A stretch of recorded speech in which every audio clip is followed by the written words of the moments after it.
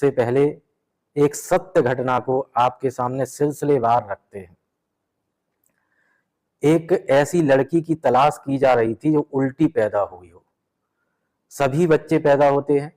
उल्टे पैदा होना उन बच्चों को कहा जाता है जो सर के बल पैदा ना हो करके पैर के बल पैदा होते हैं। तो ऐसी बच्ची की तलाश की जा रही थी, वो बच्ची मिल गई। उस बच्ची को एक टूटे खंडहर से घर में बिठाया गया। फिर एक व्यक्ति ने कुछ मंत्र बुदबुदाना प्रारंभ किया। बच्ची के हाथ के अंगूठे को आगे किया, उसके ऊपर एक काजल का छोटी सी बिंदी का टीका लगा दिया। वह व्यक्ति धीरे धीरे मंत्र बुदबुदाता जा रहा था। लड़की की नजर बंध सी गई और फिर उसने उस काजल के बिंदु में कुछ देखना आरंभ किया।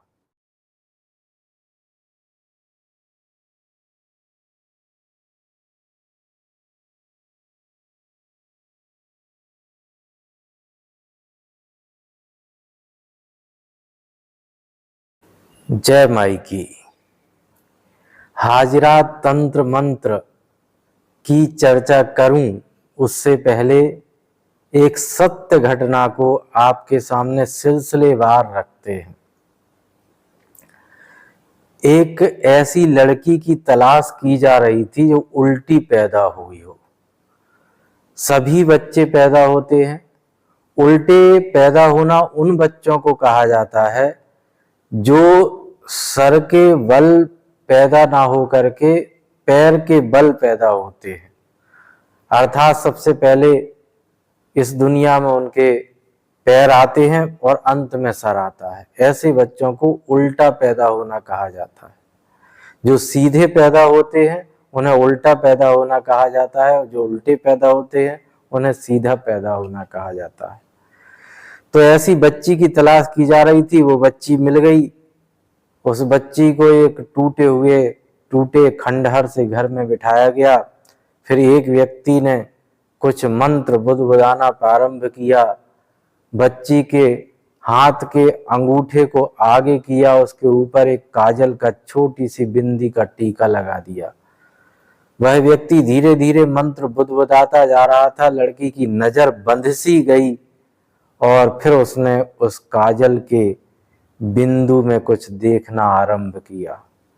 बार बार उससे पूछा जा रहा था, क्या दिखाई दे रहा है, क्या दिखाई दे रहा है।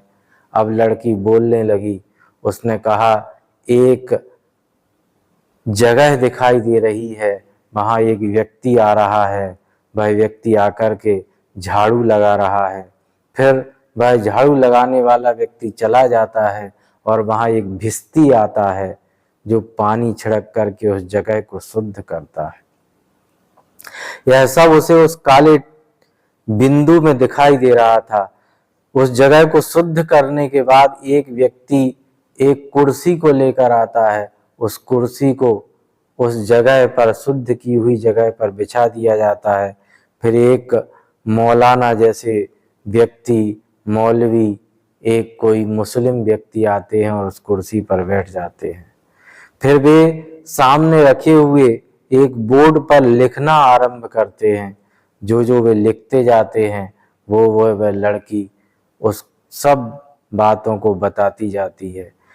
उसकी बताई हुई बातों के आधार पर उस घर में खुदाई प्रारंभ की जाती है, और जहां जहां वो लड़की बताती है वहां कहीं पर मिट्टी के डबूले, मटकियां और भी कुछ बर्तन प्राप्त होते हैं, किंतु दुर्भाग्य से उनमें राख और कोयले भरे होते हैं। कहा जाता है कि ये किसी के भाग्य में धन नहीं था, इसलिए राख और कोयले के रूप में परिवर्तित हो गया। बात कुछ भी रही हो, परंतु इतना तो सत्य है कि वो लड़की जहां जहां उन चिन्हों को चिन्हित करती है, बताती है कि ये कहाँ कहाँ है, घर में उसी जगह पर वो सभी सामग्री वैसी ही प्राप्त होती है। उसके अंदर क्या था यह लड़की नहीं बता पाती, यह तो खुदाई करने के बाद ही पता होता है। इस पूरी प्रक्रिया को कजली लगाना भी कहते हैं। हाजरा तंत्र ऐसे ही तंत्र को कहा जाता है जिसमें कोई व्यक्ति हाजिर होकर के आपको पूरा दृष्टि, पूरा सब कुछ बताता है। जो उसे दिखाई देता है वो सब कुछ बताता जाता है।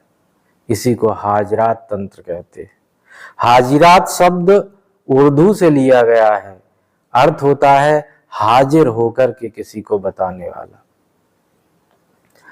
हाजरात तंत्र के अंतर्गत जो प्रयोग आते हैं उन प्रयोगों में यही एक विशेष प्रयोग होता है कि हाजरात मंत्र का जो व्यक्ति जप करते हैं वो जप करने पर उन्हें एक मौलवी या पीर दिखाई देने लगता है, सुनाई देने लगता है, और फिर वो आप उससे जो भी पूछते हैं वह सब उसका उत्तर देता है, बताता जाता है।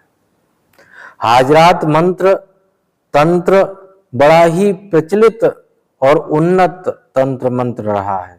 यह मुस्लिम मंत्र होते हैं, प्रायः सावर मंत्र होते हैं, इनके कोई अर्थ नहीं होते और ये बड़े कारगर होते हैं।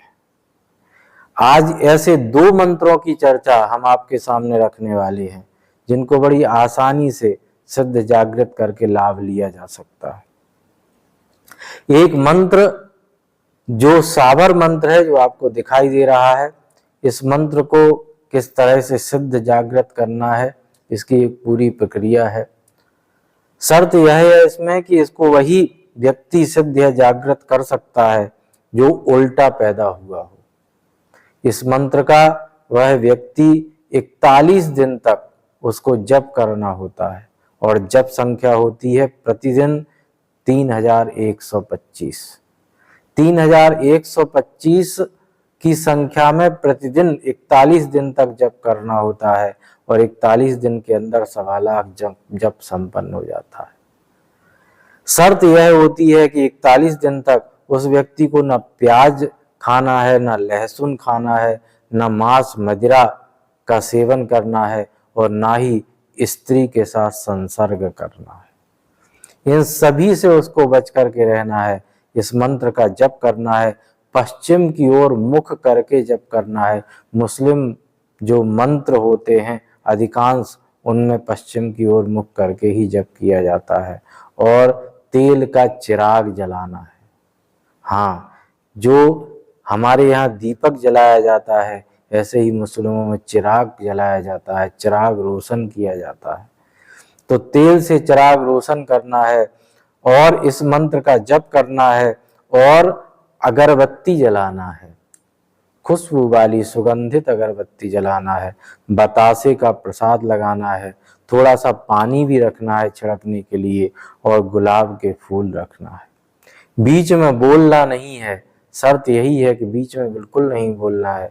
जब इस तरह से आप ये पूरे मंत्र का एक पूरा विधि पूर्वक अनुष्ठान करते हैं तो आप यह पाते हैं कि आपको कुछ विशिष्ट व्यक्ति जो अदृश्य व्यक्ति हैं वो दिखाई और सुनाई देने लगते हैं। फिर आप उनसे जो कुछ पूछते हैं वे आपको वैसा बताने लगते हैं। अगर यह प्रयोग आपको कठिन लगता है तो एक प्रयोग और है हाजरात तंत्र का। इसमें बृहस्पतिवार को रात्रि 10 बजे आपको इस मंत्र का जप करना है। मंत्र भी छोटा है, अगरबत्ती को जलाना है और कोरे दीपक को, ऐसा दीपक जो बड़ा हो और जिसका उपयोग कभी जलाने के लिए ना किया गया हो, उसको सकोरा कहते हैं। ऐसे कोरे सकोरे को लेना है और उसमें लोबान की धूनी जलाना है, लोबान की धूनी जलाना है, अगरबत्ती जलाना है और फिर 11 माला जप करना है। बृहस्पतिवार से प्रारंभ करना है, 11 दिनों तक करना है। अगर कोई व्यक्ति उल्टा पैदा हुआ है तो वह केवल 11 दिन तक ही जप करे। ऐसे में ही उसे ऐसे अदृश्य व्यक्ति दिखाई देने लगते हैं और जो उल्टे पैदा नहीं हुए हैं उन्हें फिर 11 माला जप 6 महीने तक निरंतर करना होगा। इस बीच में उन्हें अवश्य ही दिखाई और सुनाई देने लगेगा। ये 2 सावर मंत्र के प्रयोग हैं जो हाजरात तंत्र के अंतर्गत आते हैं। यह बड़े सिद्ध प्रयोग हैं और कारगर भी। परंतु ये सभी को सिद्ध होते हैं या नहीं होते, ये उनकी अपनी विश्वास के ऊपर आधारित होता है। पहले जो हमने घटना आपको बताई है वो घटना सत्य थी, और बचपन में ऐसा बहुत जगहों पर देखा और सुना जाता था। आज इतना सुनाई नहीं देता, क्योंकि घोर अविश्वास का युग आ गया है। मनुष्य की बुद्धि बहुत जरूरत से ज्यादा तार्किक हो गई है और लोभी हो गया है मस्तिष्क। हर चीज में उसको कुछ न कुछ अपना लोभ और लालच पहले दिखाई देता है, तभी उस कार्य को मनुष्य करना चाहता है। यहाँ तो ईश्वर की भक्ति भी मनुष्य आज के समय में बहुत कुछ प्राप्त करने, सांसारिक वस्तुओं को, पदार्थों को प्राप्त करने के लिए ही करता है। तो फिर ऐसे मंत्रों में अनास्था और अविश्वास के चलते सिद्धि कैसे प्राप्त हो सकती है? अगर आपकी घोर आस्था किसी भी मंत्र में है, घोर विश्वास, अटूट विश्वास आपका मंत्र में है, तभी वह मंत्र भी कार्य करने लगता है। क्योंकि बाहर शायद कुछ नहीं होता, जो भी कुछ होता है वो अंदर ही होता है। जैसे उस लड़की को उस बिंदी में सब कुछ दिखाई दे रहा था, बिंदी तो केवल माध्यम थी उसके त्राटक का। जो कुछ उसे दिखाई दे रहा था वो तो सब उसके मस्तिष्क में ही उसे समझ में आ रहा था, और वो सामने बैठे हुए व्यक्तियों को बता रही थी। तो जब विश्वास मजबूत होता है तभी मंत्र काम करते हैं, और जब मंत्र काम करते हैं तभी ये कहा जाता है कि मंत्र सिद्ध हो गए हैं। आपको भी यह मंत्र सिद्ध हो और आपको भी लाभ प्राप्त हो, इसी आशा के साथ जय माई की।